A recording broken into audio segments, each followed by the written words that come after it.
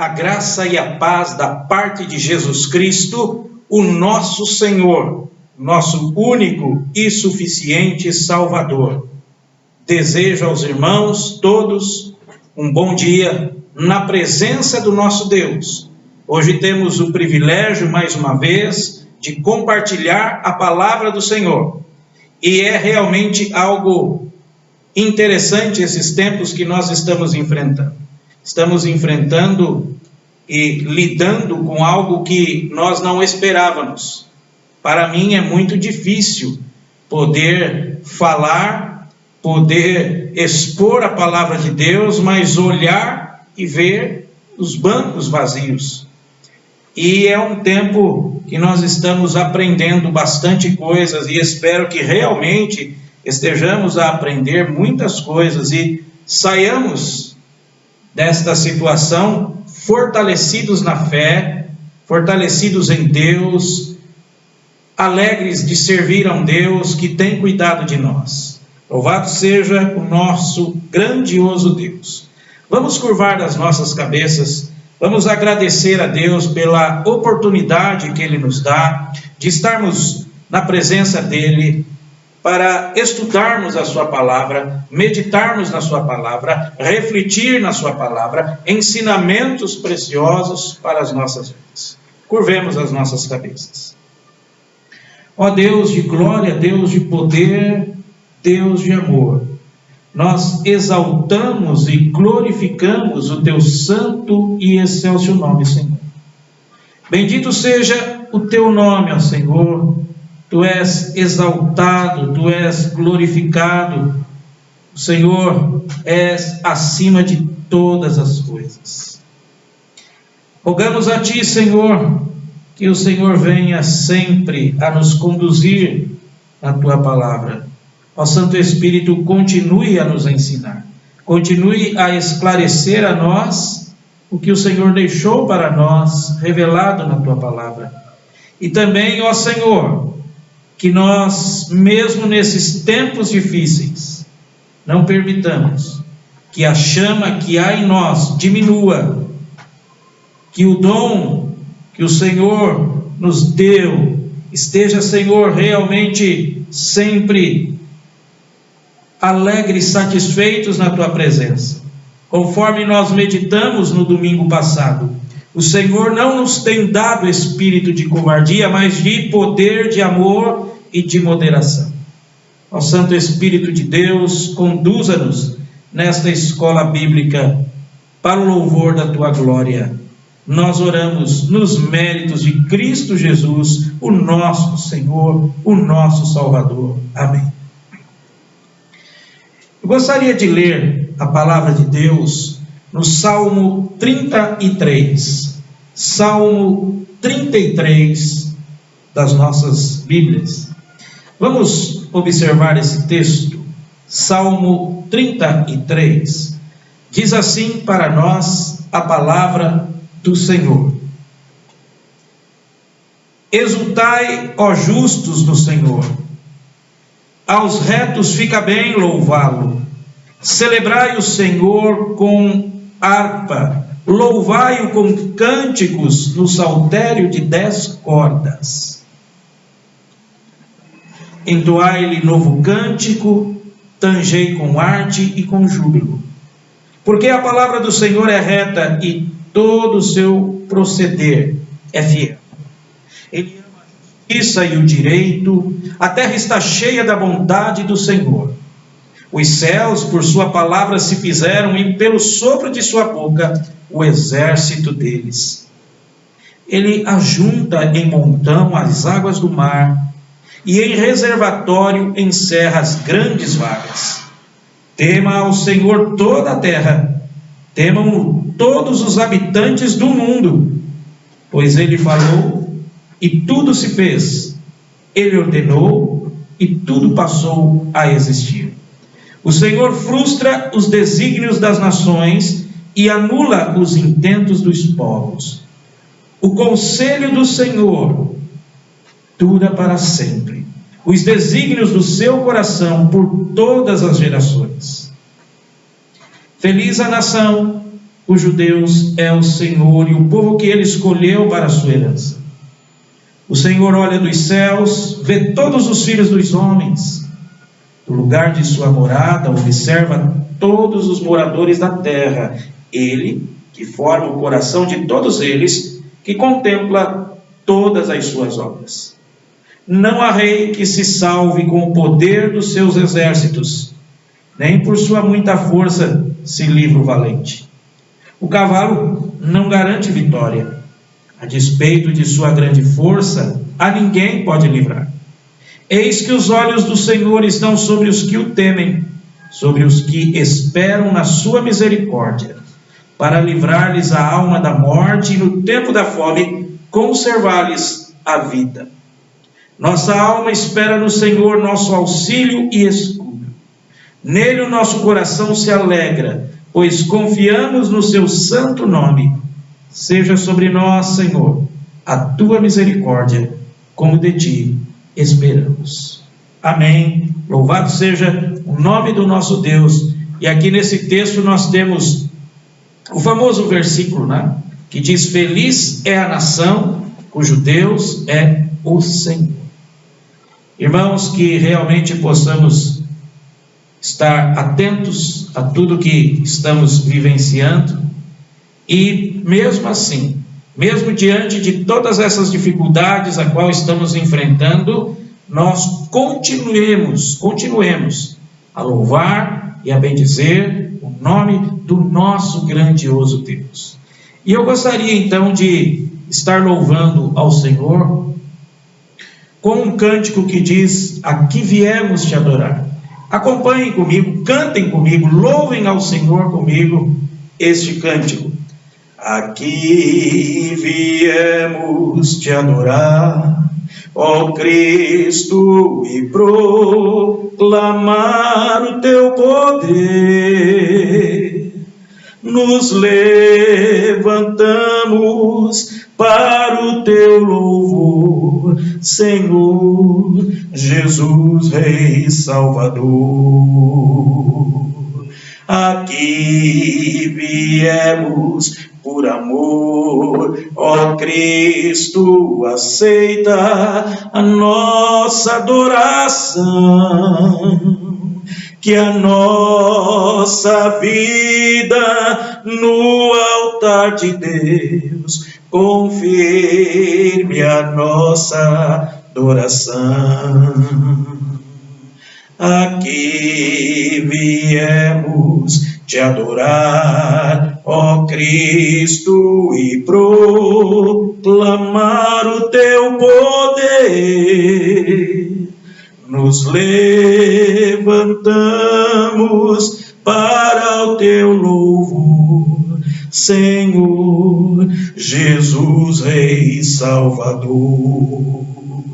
Aqui viemos por amor, ó Cristo, aceita a nossa adoração. Que a nossa vida no altar de Deus confirme a nossa adoração. Amém, Senhor. Amém. Louvado seja o nome do nosso Senhor e Salvador Jesus Cristo.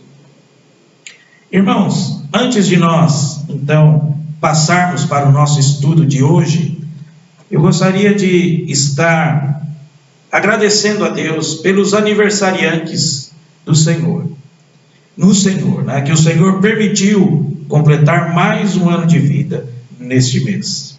Então, vou estar orando pela vida de cada irmão, que o Senhor esteja fortalecendo a vida de cada um. Ó Santo Deus, nós te agradecemos, porque o Senhor grandes coisas tem feito. E agora queremos agradecer a Ti por mais um ano de vida que o Senhor concede a cada um desses irmãos.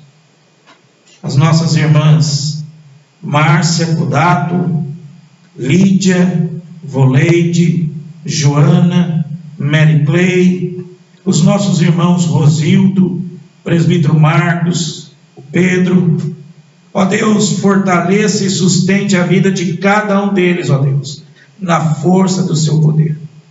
Obrigado por tudo, Senhor. Assim oramos nos méritos de Cristo Jesus. Amém, Senhor. Amém.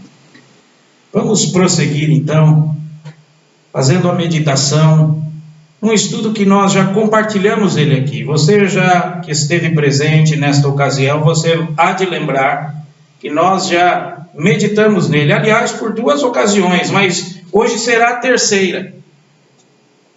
E esse princípio de nós repetirmos estudo, você pode argumentar do jeito que você quiser, mas eu aprendi no meu tempo de estudo no seminário que algumas pessoas do passado, coloco como um dos principais, João Calvino, nos é relatado que ele repetia vários sermões, repetia vários estudos, porque o argumento dele era que isso teria que estar bem firme na mente e no coração do ouvinte. E não é nenhum demérito podermos então repetir alguns sermões, repetir alguns estudos, algumas reflexões que nós outrora já pudemos trazer à atenção. Para aqueles que são mais atentos, eu tenho certeza que vocês sabem e guardam muitas coisas. Mas há também aqueles que podem ouvir 10, 15 vezes que não vão se lembrar. Mas nesta manhã eu quis trazer propositalmente esse texto, esse estudo novamente em questão, porque tem a ver com o tempo que nós vivenciamos. Aliás, não é por causa da pandemia, não é por causa de tudo que estamos presenciando no mundo que a gente vai descobrir o que agora que nós vivemos no mundo onde jaz a mentira. Aliás, jaz o pai da mentira. E nesse estudo nós temos ali como título, Permanecendo na Verdade numa Época de Mentiras, onde nós vamos aprender com a personagem, o rei Ezequias, alguns princípios para nossa orientação.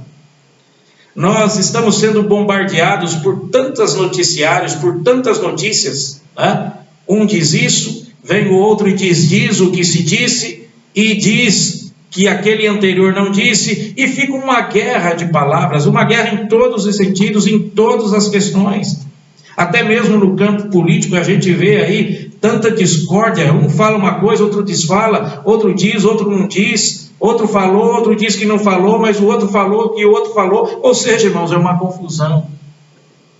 confusão tremenda, e a gente fica confuso em tudo isso.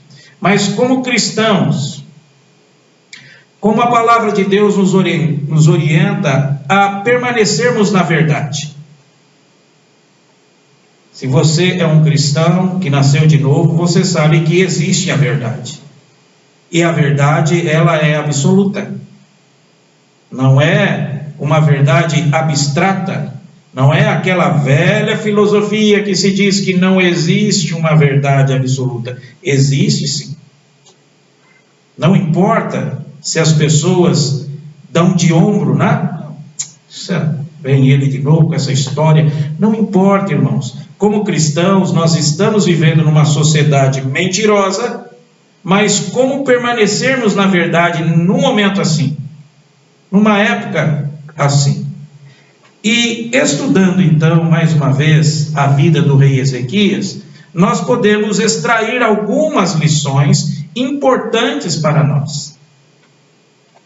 A Bíblia mostra que Ezequias, ele prosperou, como por exemplo aqui no segundo livro das Crônicas, no capítulo 31, no versículo 21, nós temos as seguintes palavras, segundo Crônicas 31, 21. Em toda a obra que começou no serviço da casa de Deus, na lei e nos mandamentos, para buscar a seu Deus de todo o coração, o fez e prosperou. Ezequias pôde dizer: Deus é a minha força. A Bíblia também resume o bom comportamento deste rei, e diz que ele fez o que era reto perante o Senhor, e nós podemos ver isso aqui no capítulo 29 de 2 Crônicas, versículo 2. Fez ele o que era reto perante o Senhor, segundo tudo quanto fizera Davi, seu pai. Você também pode encontrar essa mesma expressão, essa mesma história, no segundo livro dos Reis, segundo Reis, no capítulo 18. Irmãos, então vamos aprender com Ezequias. O que Ezequias fez? Qual foi a reação, a atitude de Ezequias? Esse é o princípio. Não é que nós vamos imitar Ezequias nas suas questões como rei, mas observar os princípios de Ezequias. Como Ezequias se comportou, como ele permaneceu, na verdade, numa época de mentiras. Isso tem muitos ensinamentos para nós. Então vamos observar as questões que temos na história de Ezequias, que nós também podemos aplicar à nossa própria história nos dias de hoje. Então a primeira coisa que nós vamos observar é que Ezequias ele teve o senso correto de prioridade. Ezequias teve o senso correto de prioridade. É a primeira coisa que nós vamos então observar. Veja aqui no capítulo ainda 29, nos versículos 3, que diz assim: no primeiro ano do seu reinado, no primeiro mês, abriu as portas da casa do Senhor e as reparou. Aí vamos aos versos 9 e 10. Porque eis que nossos pais caíram à espada, e por isso nossos filhos, nossas filhas e nossas mulheres estiveram em cativeiro. Agora estou resolvido a fazer aliança com o Senhor Deus de Israel, para que se desvie de nós o ardor da sua ira. E o verso de número 36. Ezequias e todo o povo se alegraram por causa daquilo que Deus fizera para o povo, porque subitamente se fez esta obra. Irmãos, Ezequias ele começou a reinar com 25 anos e reinou por 29 anos o povo de Judá. Como a gente observa ali, lá no primeiro versículo do capítulo 29. Tinha Ezequias 25 anos de idade quando começou a reinar e reinou 29 anos em Jerusalém. Na verdade, ele começa o seu reinado ainda jovem, 25 anos. E ele encontra uma situação completamente difícil para começar a governar. Uma nação sem referência, uma nação que passava por grandes dificuldades. E isto foi por volta aproximadamente do ano 729 a.C. Como diz aqui a palavra de Deus, ela nos ensina que o seu pai Acaz havia reinado 16 anos. Os 16 anos de reinado de Acaz, o pai biológico de Ezequias, foram 16 anos de desastre. A Bíblia diz que Acaz fez o que era mal perante ao Senhor, ou seja, não governou de forma correta, íntegra, justa, não se buscou as orientações em Deus, fez pouco caso de cultuar, de louvar, de bendizer ao Senhor, enfim, ele levou ao povo numa situação difícil, numa situação triste, e isso provocou, de fato, toda a ira do Senhor. Então, Acaz fora um rei completamente diferente do seu filho. Ele deixou um grande rastro de falta de fé, deixou o povo numa idolatria muito grande. Então, as loucuras de Acaz, olha que Acaz cometeu, né, no seu período de reinado. Nós temos aqui, né, registrados, e isso está aí também em tela, que Acaz, ele queimou alguns dos seus filhos como sacrifício ao Deus pagão. Veja aqui no capítulo 28, do versículo 3 do nosso texto, que diz: também queimou incenso no vale do filho de Inom, e queimou a seus próprios filhos, segundo as abominações dos gentios que o Senhor lançara diante dos filhos de Israel. Olha que ponto chega Acaz. Oferece os próprios filhos para serem queimados diante das entidades de povos estranhos, a qual trazia realmente um grande repúdio da parte de Deus. Então, ele queima alguns de seus filhos em sacrifícios a deuses pagãos. Ele também fechou a casa, ou seja, ele fechou o templo, considerando algo de menos importância para a nação. Olha só o que temos aí no versículo 24 do capítulo 28, que diz: ajuntou Acaz os utensílios da casa de Deus, fê-los em pedaços e fechou as portas da casa do Senhor, e fez para si altares em todos os cantos de Jerusalém. Olha que situação difícil, olha que exemplo ele está deixando para os seus antecessores, os seus que vão suceder a ele, para os seus sucessores. Olha só que exemplo ele está deixando, que exemplo ele está deixando para o seu filho Ezequias. É interessante você observar isso, porque Ezequias, ele vai agir de forma completamente diferente. Ele não vai seguir os passos de seu pai. Olha que situação chegou. Olha só, Acaz, ele copiou um altar, conforme o modelo de Damasco, para construir em Jerusalém, tendo o próprio rei oferecido sacrifícios ao Deus pagão. Olha aí os versículos 22 e 23 do nosso texto, segundo Crônicas 28.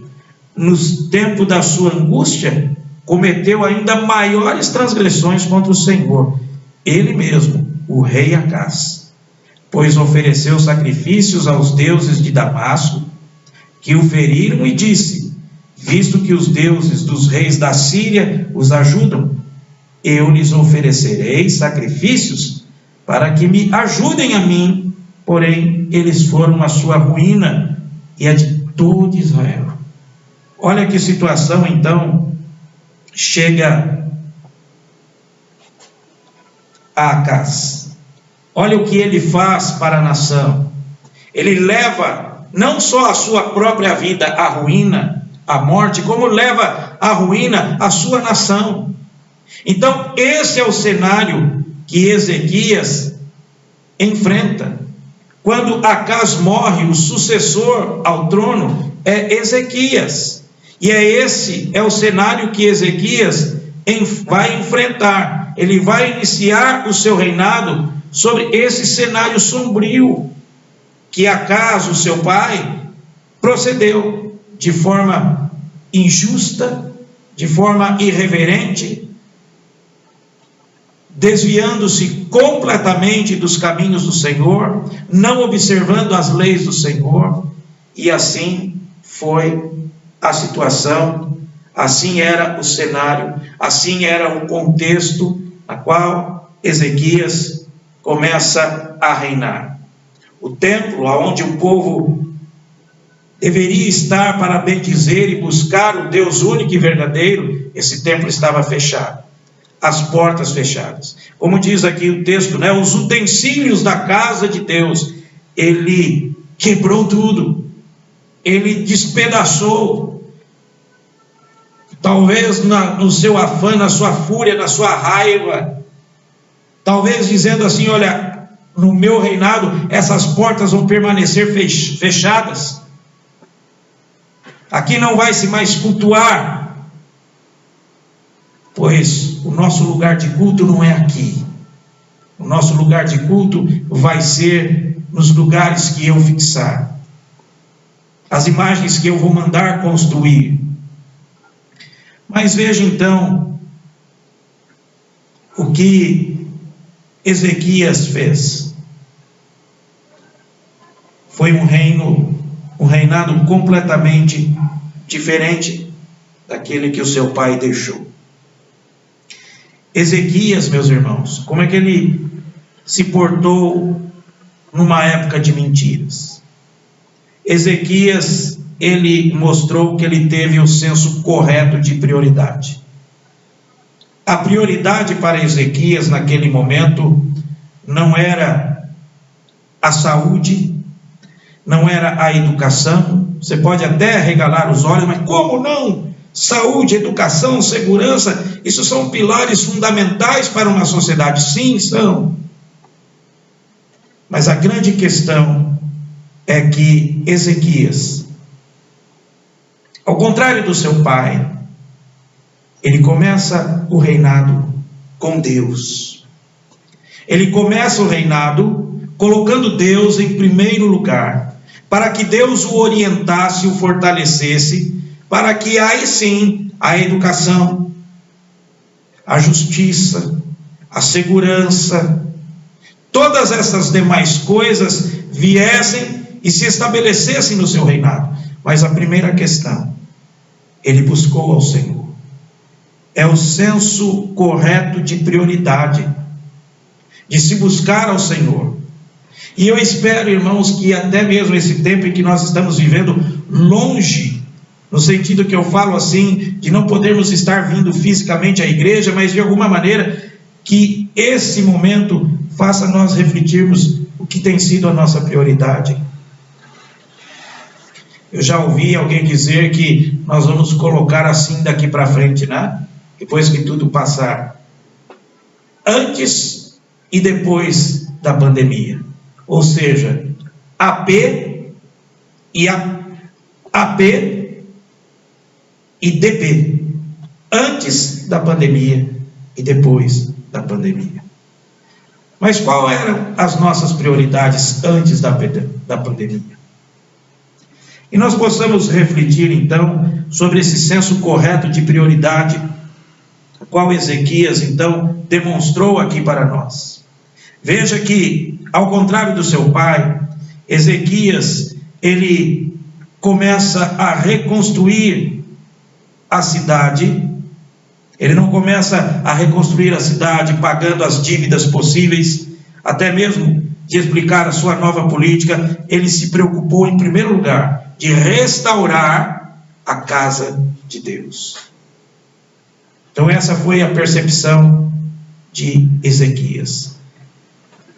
Ele assume o trono e ele percebe que o templo do Senhor, a casa de oração, a casa aonde os servidores, os adoradores do Senhor iam para prestar culto, esse templo estava fechado. Esse templo estava em ruínas. Então a primeira providência que ele diz, o primeiro pronunciamento dele, quando ele chama os seus ministros, quando ele chama a sua equipe de governo para se dirigir ao povo, e o povo naquela expectativa, e agora? Ele vai anunciar que vamos ter empregos, que a educação vai melhorar, que a segurança vai melhorar.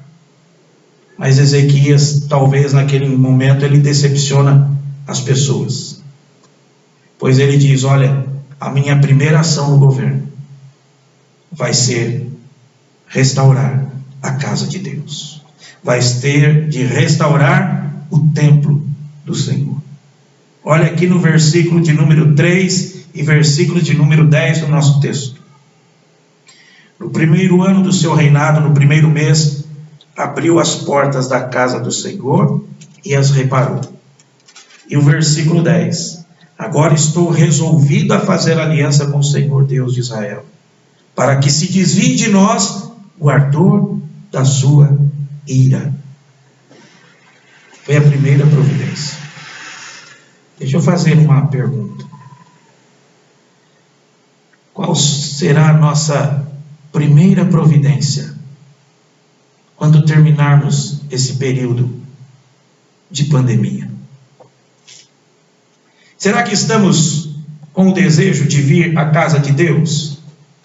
Será que estamos com saudade de estarmos juntos, louvando e bendizendo, glorificando ao nosso Deus como família da fé, cultuando a Deus juntos, irmanados, cantando juntos, ouvindo o som dos instrumentos, ouvindo os grupos de louvores, bendizendo, o coral?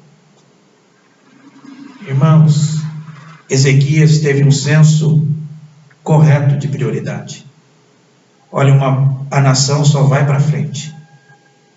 Feliz é a nação cujo Deus é o Senhor. Então Ezequias, ele providencia a restauração do templo. Outra coisa que Ezequias fez também, irmãos, que ele recuperou, que ele resgatou, foi a celebração de uma grande festa, de um grande momento, que o povo também já não mais fazia, que o povo também já havia esquecido por conta do mau exemplo que Acás trouxe ao povo. Já não se celebrava mais a Páscoa, o povo judeu já não celebrava mais o ressurgimento da sua nação, no livramento que o Senhor providenciou quando os tirou da terra do Egito. Ele restaurou essa celebração. Ele celebrou a Páscoa conforme havia ordenado Moisés. Veja aí o versículo de número, o segundo capítulo, no capítulo 30 do nosso texto. Depois disto, Ezequias enviou mensageiros por todo Israel e Judá, escreveu também cartas a Efraim e a Manassés, para que viessem à casa do Senhor, em Jerusalém, para celebrarem a Páscoa ao Senhor, Deus de Israel. Porque o rei tivera conselho com os seus príncipes e com toda a congregação em Jerusalém, para celebrarem a Páscoa no segundo mês. Porquanto não a puderam celebrar no devido tempo, porque não se tinham santificado os sacerdotes em número suficiente, o povo não se ajuntara ainda em Jerusalém. Foi isso aprovado pelo rei e toda a congregação. E resolveram que se fizesse pregão por todo Israel, desde Berseba até Dan, para que se viessem a celebrar a Páscoa ao Senhor Deus de Israel em Jerusalém, porque não celebravam já com grande número de assistentes, como prescrito. Partiram os correios com as cartas do rei e dos seus príncipes por todo Israel e Judá, segundo o mandato do rei, dizendo: filhos de Israel, voltai-vos ao Senhor Deus de Abraão, de Isaque e de Israel, para que ele se volte para o restante que escapou do poder dos reis da Síria. Não sejais como vossos pais e como vossos irmãos, que prevaricaram contra o Senhor Deus de seus pais, pelo que os entregou à desolação, como estáis vendo. Não endureçais agora a vossa cerviz, como vossos pais. Confiai-vos ao Senhor, e vinde ao seu santuário, que ele santificou para sempre, e servir ao Senhor vosso Deus, para que o ardor da sua ira se desvie de vós. Porque se vós vos converterdes ao Senhor, vossos irmãos e vossos filhos acharão misericórdia perante os que se levaram cativos, e tornarão a esta terra, porque o Senhor vosso Deus é misericordioso e compassivo, e não desviará de vós o rosto, se vos converterdes a eles. O texto continua e eu vou para o versículo 14. Dispuseram-se e tiraram os altares que havia em Jerusalém, também tiraram todos os altares do incenso e os lançaram no vale de Cedron. Então imolaram o cordeiro da Páscoa no 14º dia do segundo mês. Os sacerdotes e os levitas se envergonharam e se santificaram e trouxeram holocaustos à casa do Senhor. Verso 17. Porque havia muitos na congregação que não tinham santificado, pelo que os levitas estavam encarregados de imolar os cordeiros da Páscoa, por todo aquele que não estava limpo, para o santificarem ao Senhor. Versículo de número 19. que dispôs o coração para buscar o Senhor, o Deus de seus pais, ainda não segundo a purificação exigida pelo santuário, ouviu o Senhor a Ezequias e sarou a alma do povo. Verso 26. Houve grande alegria em Jerusalém, porque desde os dias de Salomão, filho de Davi, rei de Israel, não houve coisa semelhante em Jerusalém. Então os sacerdotes e os levitas se levantaram para abençoar o povo. A sua voz foi ouvida e a sua oração chegou até a santa habitação de Deus, até aos céus. Ele restaura o templo. Ezequias restaura a celebração da Páscoa. Ezequias restabelece o culto ao Senhor, conforme lá nos versos 20 a 26 do capítulo 30. E o versículo 32, o capítulo 32, versículo 1, resume bem aqui o comportamento de Ezequias, que diz assim: depois destas coisas e desta fidelidade, depois destas coisas e destas fidelidade. Então veja, irmãos, senso correto de prioridade. Uma segunda questão que Ezequias também o fez no seu reinado e teve no seu coração, Ezequias teve uma compreensão correta do caráter de Deus. Ezequias, podemos aqui deduzir de forma interessante que ele era uma pessoa que temia ao Senhor, embora tivesse um exemplo muito ruim de seus pais, embora não teve um exemplo íntegro de seus pais, principalmente do seu pai, que era o chefe da nação, mas não deixou exemplo nenhum. É interessante como Deus, ele trabalha, como Deus age. Mesmo Ezequias tendo visto, crescido, observando todos os atos imperfeitos e ruins e desastrosos de seu pai, ele demonstra, pelas atitudes que tem, assim que assume o seu reinado, que ele era uma pessoa que temia Deus, que tinha uma comunhão com Deus, que entendia, que conhecia o caráter de Deus. E é o que nós podemos observar então dos versos 7 a 9 do capítulo 30, que nos diz assim: não sejais como vossos pais e como vossos irmãos, que prevaricaram contra o Senhor Deus de seus pais, pelo que os entregou à desolação, como estáis vendo. Não endureçais agora a vossa cerviz como vossos pais. Confiai-vos ao Senhor e vinde ao seu santuário, que ele santificou para sempre. E servi ao Senhor, vosso Deus, para que o ardor da sua ira se desvie de vós. E olha aqui ainda dos versos 18 e 19. Porque uma multidão do povo, muitos de Efraim, de Manassés, de Issacar, de Zebulon, não se tinham purificado e contudo comeram Páscoa, não como está escrito. Porém Ezequias orou por eles, dizendo: o Senhor, que é bom, perdoe a todo aquele que dispôs o coração para buscar o Senhor Deus, o Deus de seus pais, ainda que não segundo a purificação exigida pelo santuário. Irmãos, Ezequias, ele poderia fazer toda a reforma em Judá por motivações equivocadas.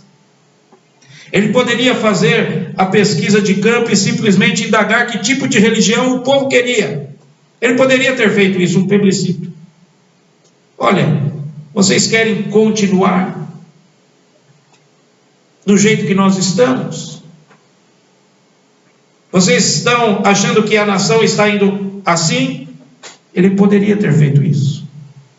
Fazer uma religião da maioria do povo, dar continuidade a todo o processo religioso que o seu pai instaurou em Israel. Mas nas cartas que ele enviou às diversas tribos de Israel, Ezequias, ele revelava conhecer o caráter de Deus, desejoso de fazer uma reforma espiritual com bases sólidas. Então veja, irmãos, Ezequias teve o senso correto de prioridade, Deus em primeiro lugar, e a compreensão do caráter de Deus.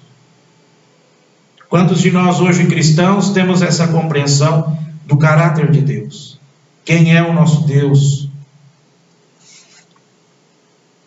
Deus, ele não tolera pecado. Veja aqui no capítulo 28, do versículo de número 5. Capítulo 28, versículo 5. Pelo que o Senhor seu Deus o entregou nas mãos do rei dos sírios, os quais o derrotaram e levaram dele em cativeiro uma grande multidão de presos, que trouxerem a Damasco. Também foi entregue nas mãos do rei de Israel, o que lhe infligiu grande derrota. Olha o que passou o povo de Israel no reinado de Acás, por permanecer, por insistir na vida de pecado que desonra, que desagrada ao Senhor. Ezequias entendeu muito bem isso. Ezequias tinha isso muito bem resolvido em seu coração. Então, pelas cartas que ele envia a todas as tribos de Israel, ele dá essa demonstração: olha, o nosso Deus é um Deus santo, justo, verdadeiro, bom e misericordioso. Ezequias sabia que a desolação de Judá era por causa dos seus pecados. Ele tinha essa convicção, a convicção do caráter de Deus.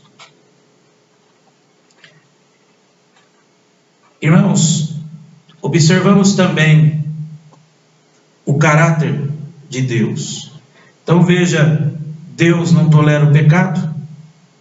Outra questão, Deus é misericordioso, é compassivo. Nós já lemos esses versículos, mas vamos ler de novo no capítulo 30, os versos 8 e 9, que nos diz: não endureçais os vossos corações, não endureçais agora a vossa cerviz, como vossos pais, confiai-vos ao Senhor e vinde ao seu santuário, que ele santificou para sempre, e servir ao Senhor vosso Deus, para que o ardor da sua ira se desvie de vós. Porque se vos converterdes ao Senhor, vossos irmãos e vossos filhos acharão misericórdia perante os que os levaram cativos, e tornarão a esta terra, porque o vosso Deus é misericordioso e compassivo, e não desviará de vós o rosto, se vos converterdes a ele. O nosso Deus é um Deus de misericórdia, é um Deus compassivo. Por isso, Ezequias, ele conclama ao povo a se arrepender de seus pecados e tornar-se para Deus, prestando-lhe culto, porque Deus assim é misericordioso, teria misericórdia de seu povo. Relembra aquele texto que diz em Isaías: ainda que vossos pecados sejam tão vermelho como o carmesim, ainda que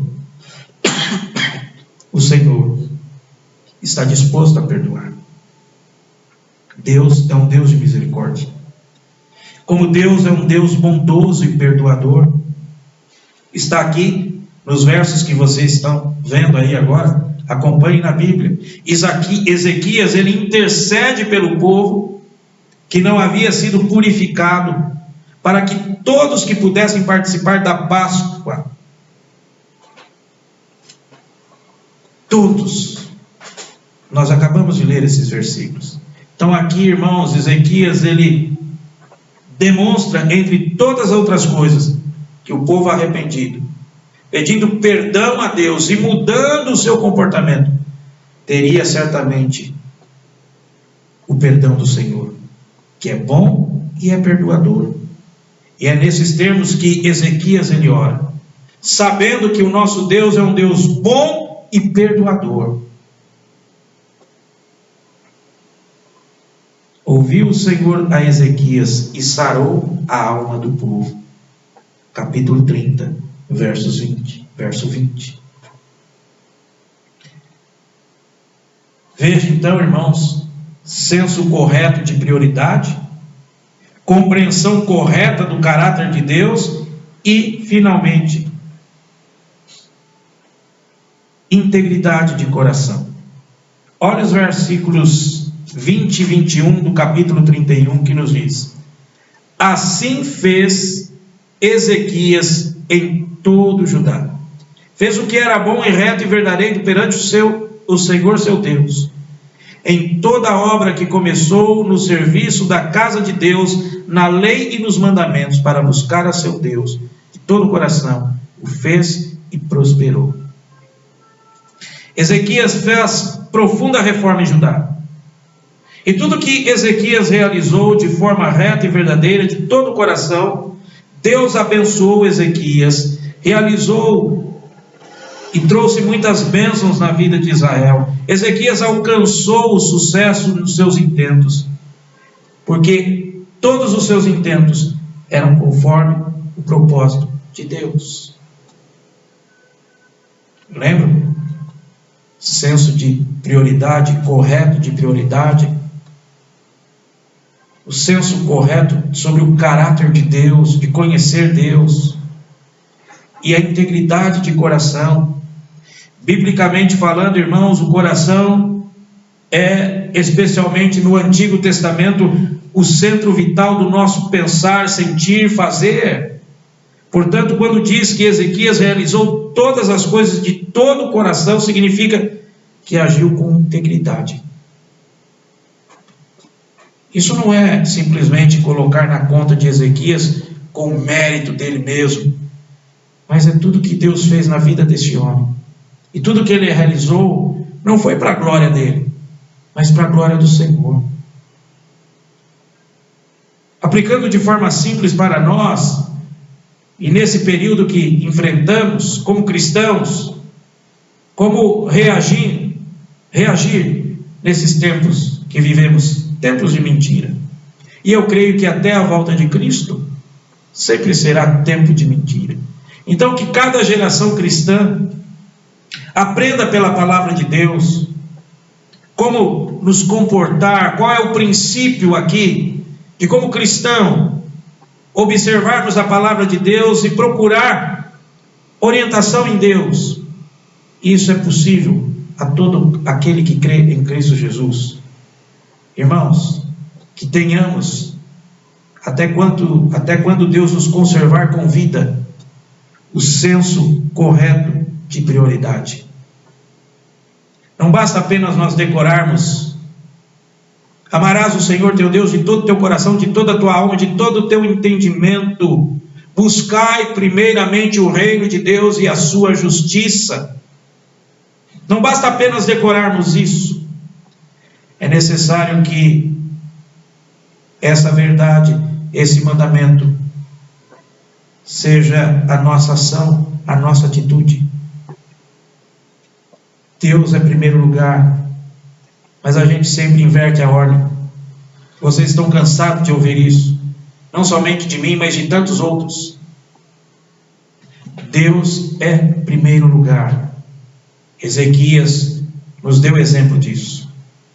Quando de fato eu entendo esta ordem, Deus é em primeiro lugar, buscai em primeiro lugar o reino de Deus e a sua justiça, e todas as demais coisas, olha, elas vos serão acrescentadas. Como alguém escreveu em algum lugar, todas as demais coisas vos virão como brindes. Irmãos, senso correto de prioridade. E nesse tempo, que tenhamos pela misericórdia de Deus esse senso correto de prioridade. Não apenas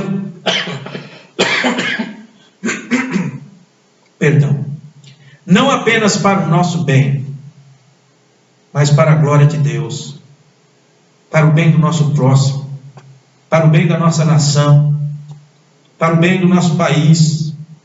Senso correto de prioridade. E quanto à compreensão correta do caráter de Deus, nós conhecemos o nosso Deus a qual servimos. De fato, nós temos esta percepção de que o nosso Deus, Ele, de fato, é misericordioso, é bondoso, é perdoador, é justo, é santo. Conhecemos de verdade esses atributos que só o grande Deus possui, temos a certeza e agimos de forma que nós realmente olhamos a Deus, olha, Deus é bom, então é assim que eu vou agir. Deus é misericordioso, então é assim. Conforme nós vimos na vida de Ezequias, irmãos, em tempos como hoje, e olha que o nosso tempo ainda está muito mais vantajoso, porque hoje você tem uma tonelada, podemos assim dizer, de literaturas, de mensagens, de textos, de devocionais, que você possa ler, meditar e mais. Você hoje tem a Bíblia de muitas versões, Bíblias diversas, que embora estejam em versões diferentes, mas o princípio está aqui. Deus deixou revelado aqui o seu caráter para nós. Nós temos esse conhecimento como povo de Deus. Se conclama e tem se conclamado orações, jejuns, mas a igreja, para orar, para jejuar, irmãos, nós temos que urgentemente resgatar o conhecimento correto do caráter de Deus. Vemos ainda há pouco aqui no texto que quando Ezequias ele suplica a Deus por aqueles que pecaram e fizeram errado em comemorar a Páscoa de uma forma incorreta, ele suplica a Deus. E Deus ouviu a sua oração. E também não estou dizendo aqui que Ezequias não tivesse pecado. Não, Ezequias era pecador, como eu, como você, como nós. Era um pecador.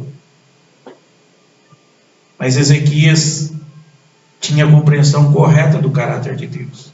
Que isso sirva para a nossa reflexão hoje. E finalmente, que nós possamos realmente entender que Deus prima pela pureza de nossos corações, né? Pela pureza de nossos corações. A palavra de Deus nos ensina lá no Sermão do Monte esse princípio. Bem-aventurados os humildes de espírito, porque deles é o reino dos céus. Não é? Bem-aventurados que choram, porque serão consolados. Bem-aventurados os mansos, porque herdarão a terra. Bem-aventurados os que têm fome e sede de justiça, porque serão fartos. Bem-aventurados os misericordiosos, porque alcançarão misericórdia. E olha só, bem-aventurados os limpos de coração, porque verão a Deus. Compreensão correta do caráter de Deus, senso correto, prioridade e integridade de coração. Que nós possamos agir, irmãos, de forma que o nosso Deus seja glorificado. Apesar de nós ainda estarmos inclinados para fazer aquilo que o entristece, mas que nós entendamos que nós servimos um Deus que dá para nós condições de olharmos bem toda a história e agirmos, de priorizar aquilo que realmente deve ser priorizado. Em primeiro lugar, Deus. Deus nos ensina a cada dia, a cada momento, a conhecermos mais a Ele e entendermos o seu caráter. E Ele nos dá condições de limparmos os nossos corações, nos desembaraçando de todo o peso do pecado que tenazmente nos assedia. Irmãos, pensemos assim, reflitamos sobre isso, no nome precioso de Jesus. Ó Deus, agradecemos esta oportunidade de podermos recordar na Tua Palavra a história de Ezequias, que muito tem a nos ensinar. Não lemos aqui apenas para aplaudirmos este personagem, não, Senhor, mas para observarmos os princípios ligados às ações e às atitudes de Ezequias.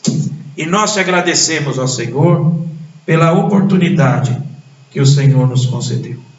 Ajuda-nos a entendermos e que possamos aprender contigo, para a honra e para a glória do teu santo e excelso nome. Nós oramos nos méritos de Jesus. Amém, Senhor. Amém. Irmãos, nós agradecemos a Deus pela rica oportunidade que Ele nos dá.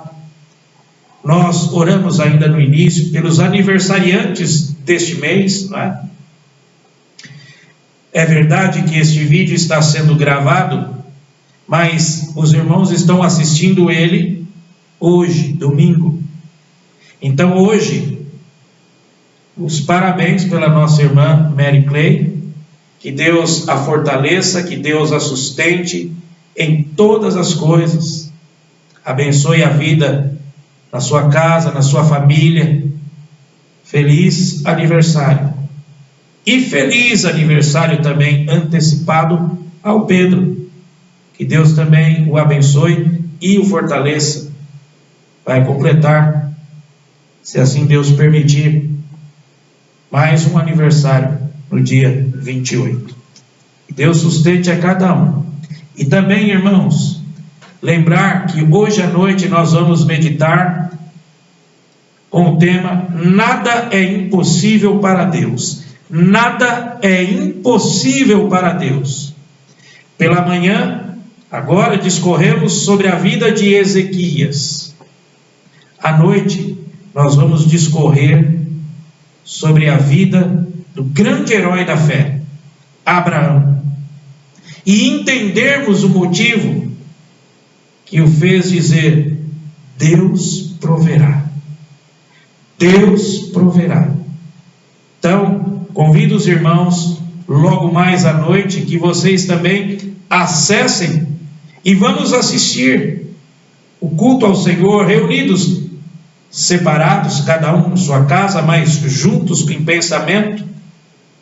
Prestigie, assista os cultos da igreja, prestigie a sua igreja, irmão e irmã. Então eu quero convidá-los a logo mais à noite termos essa meditação. Nada é impossível para Deus. Que Deus vos abençoe e vos guarde pelo seu poder, pelo seu amor, sempre esteja ao vosso lado. Amém.